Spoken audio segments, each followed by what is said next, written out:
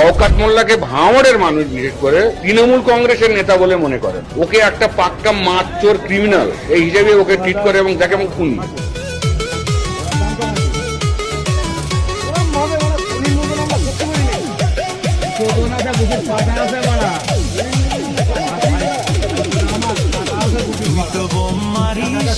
আর bomb বাঁধিস তোলাবাজির টাকা নিয়ে মধুর হাঁড়ি চেটে ভোটে হেরে ধর্ণা দেবে কালীঘাটের গেটে।